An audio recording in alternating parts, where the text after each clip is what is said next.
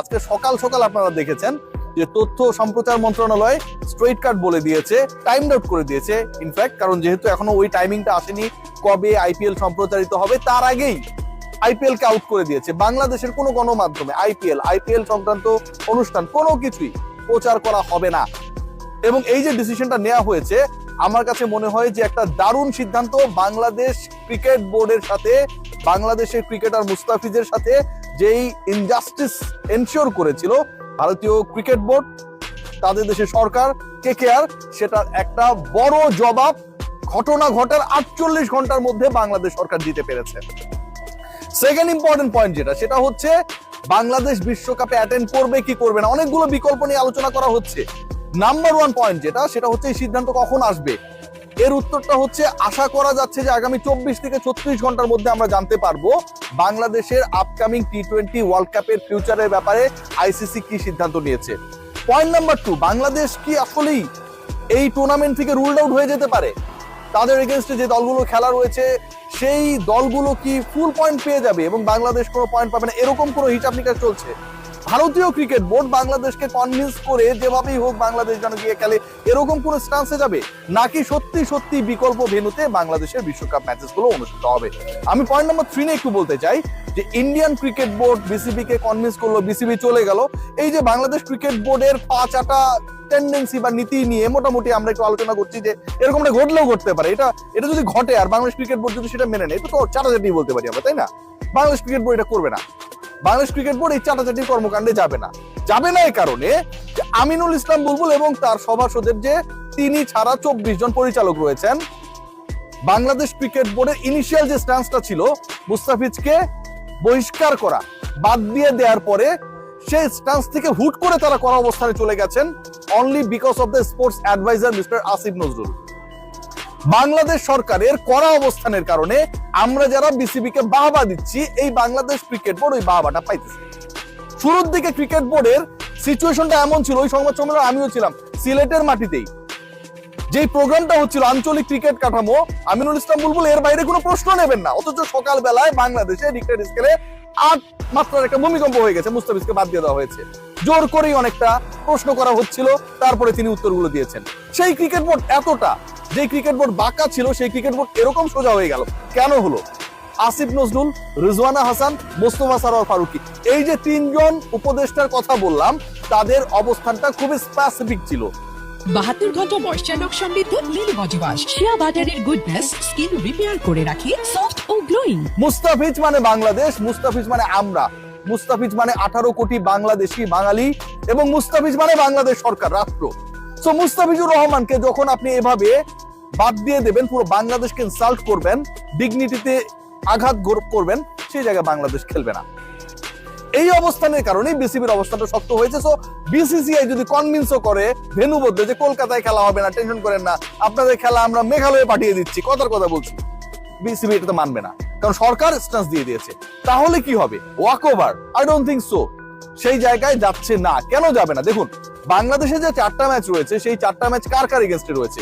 নেপালের এগেনস্টে। নেপালও এখন ক্রিকেটের বড় টিম হয়ে গেছে, ওয়েস্ট ইন্ডিজকে তারা হারিয়েছে টি20তে, ওয়েস্ট ইন্ডিজের বিপক্ষে রয়েছে, ইংল্যান্ডের বিপক্ষে রয়েছে। এই যে দলগুলোর বিপক্ষে বাংলাদেশে খেলা রয়েছে, বাংলাদেশের দর্শকরা শুধু এই দলগুলোর বিপক্ষে বাংলাদেশে খেলা দেখবে, ব্যাপারটা এরকমটা না। এই দলগুলো যখন পরস্পর মুখোমুখি হবে, সেই ম্যাচগুলোর টিআরপিও হাই, বাংলাদেশের দর্শকরা দেখবে, কারণ তাদের পয়েন্টের ইকুয়েশন, হিসাব নিকাশের ব্যাপার রয়েছে। ব্রডকাস্টাররা 4টা ম্যাচ হবে না, এই 4টা ম্যাচের পূর্ণ পয়েন্ট প্রতিপক্ষ পেয়ে যাবে, এটা কোনোভাবেই ম্যানেজেবল না, কোনোভাবেই ম্যানেজেবল না। আপনি ইকুইপমেন্ট সেটআপের কথা যদি বলেন, শ্রীলঙ্কায় অলরেডি তো মাঠগুলোতে খেলা হবেই, রিশিডিউলিং এর দিকে যাচ্ছে। আমার কাছে যতটুকু খবর রয়েছে, বাংলাদেশের বিশ্বকাপের ফিউচার এবং সেই রিশিডিউলিং এর 3টা ভেন্যু আলোচনায় রয়েছে। কলম্বো আলোচনায় রয়েছে, যদিও কলম্বো খুব প্যাক থাকবে, কিন্তু কলম্বোতে নাম্বার অফ ফিল্ডস বেশি। আলোচনায় রয়েছে পাল্লেকেলে, মানে ক্যান্ডির বিখ্যাত সেই স্টেডিয়াম, জঙ্গল কেটে যে স্টেডিয়াম বানানো হয়েছে, এবং আলোচনায় রয়েছে অদ্ভুত শোনালো গল আলোচনায় রয়েছে এ কারণে যে গলে ফ্লাড লাইট ফ্যাসিলিটিস না থাকলেও বাংলাদেশের যে 2টা ডে ম্যাচ রয়েছে, টি20 ক্রিকেট মানে আপনি 3 hours and 50 minutes 30 মিনিটসের মধ্যে শেষ করে ফেলতে পারবেন, সেই জায়গায় গলে আসলে বাংলাদেশের ডে ম্যাচেস গুলো খেলানো যায় কি না। পাল্লেকেলে এবং কলম্বোতে অপর দুটা ম্যাচ শিফট যদি করা যায়, ডে ম্যাচেস গুলো যদি গলে খেলানো যায়, তাহলে বাংলাদেশের 4টা ম্যাচের শিডিউল ডান। সিরিয়াসলি এখন পর্যন্ত এরকম একটা সম্ভাব্য পরিকল্পনা নিয়ে আলোচনা চলছে। তার মানে কি দাঁড়াচ্ছে, শ্রীলঙ্কাতে বাংলাদেশের বিশ্বকাপ ম্যাচ সব ঠিক থাকলে হবে এবং শ্রীলঙ্কার 3টা ভেন্যু আলোচনায় রয়েছে, গল, পাল্লেকেলে এবং কলম্বো। গলে যদি ডে ম্যাচ দেওয়া যায়, অপর 2 ভেন্যুতে অপর 2টা ম্যাচ দিয়ে বাংলাদেশের ইনিশিয়াল শিডিউলটাকে ফুলফিল করার একটা পরিকল্পনা রয়েছে। এখন এটা কবে নাগাদ হবে সেই হওয়া নিয়ে একটা বড় প্রশ্ন। আপনারা সবাই জানেন যে আসলে শনিবার রবিবারে কিছু হিসাব নিকাশ ছিল, আইসিসি সদর দপ্তর খোলা বন্ধ এরকম হিসাব নিকাশ ছিল, এবং এই হিসাব নিকাশ গুলোর কারণেই আসলে ডিলেটা হচ্ছিল। আগামী 24 থেকে 36 ঘন্টার মধ্যে আমরা জানতে পারবো বাংলাদেশের ম্যাচেস গুলো শ্রীলঙ্কার কোন ভেন্যুতে কবে অনুষ্ঠিত হচ্ছে। এই কবে যে বললাম, কবের হিসাবেও কিন্তু আসলে মোটামুটি একটা রিশিডিউলিং হবে, মানে আইসিসির আপকামিং টুর্নামেন্টের পুরো শিডিউলটাই, ফিক্সচারটাই পরিবর্তিত হবে ডিউ টু বাংলাদেশের deny to play in India soil. কারণ বাংলাদেশের প্রথম 2 ম্যাচ রয়েছে একই ভেন্যুতে। এখন আপনি যদি শ্রীলঙ্কায় খেলা দেন, প্রথম 2 ম্যাচ যদি সেম ভেন্যুতে না হয়, চাইলেই সেম ভেন্যুতে খেলানো যাবে না, কারণ অন্য দলগুলোরও শ্রীলঙ্কায় খেলা রয়েছে। সেক্ষেত্রে তো আপনি মাঝখানে একদিন গ্যাপ দিয়ে আরেক ভেন্যুতে নিয়ে গেলে দলকে খেলাতে পারবেন না। তো পুরো বিশ্বকাপের সূচি পরিবর্তিত হচ্ছে, বাংলাদেশে খেলা শ্রীলঙ্কাতে হবে। সম্ভাব্য আলোচনায় রয়েছে গল, কলম্বো এবং ক্যান্ডি, এই 3টা শহরের 3টা ভেন্যু। শেষ পর্যন্ত কি হয় দেখার। তবে ভারতীয় সাংবাদিক সমাজ, তাদের এক্স ক্রিকেটাররা, তারা যে বক্তব্যগুলো দিয়েছে আমার কাছে মনে হয় সেগুলো যথেষ্ট গুরুত্ব বহন করে আইসিসির বাংলাদেশের ফেভারে ডিসিশন নেওয়ার ক্ষেত্রেও। কেউ কেউ এমন কথা বলেছে যে বাংলাদেশ সন্ত্রাসী পাঠায় নাই, ইন্ডিয়াতে বাংলাদেশ কোনো সন্ত্রাসী কার্যক্রম করার জন্য কোনো টিম পাঠায় নাই, যেটার কারণে বাংলাদেশের ক্রিকেটারকে বাদ দিয়ে দিতে হবে। কেউ বলেছে মুস্তাফিজকে তুমি যদি না খেলাও, নিলাটা কেন ভাই, নেওয়ার দরকার তো ছিল না, টিমগুলোকে আগেই বলে দেওয়া হতো। বিসিবি কে রিকোয়েস্ট করে এনওসি চেয়ে শেষ পর্যন্ত সেই ক্রিকেটার পিক হবার পরে আপনি তাকে বহিষ্কার করলেন। আইপিএল এর 19 বছরের ইতিহাসে কখনো এই ঘটনা ঘটে নাই।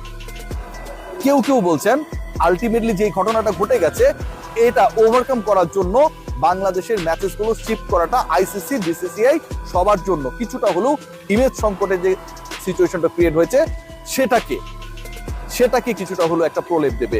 বাংলাদেশের দল নিয়ে অনেক আলোচনা রয়েছে, অনেক আলোচনা হবে। তবে আমার কাছে যেটা মনে হয় বা আমার কাছে যে তথ্য রয়েছে, আজকের এই ডিসিশন আইপিএল এর কোনো ম্যাচেস বাংলাদেশে সম্প্রচারিত হবে না, এটা আইসিসি বিসিসিআই কে বিশাল একটা প্রেসারে ফেলেছে।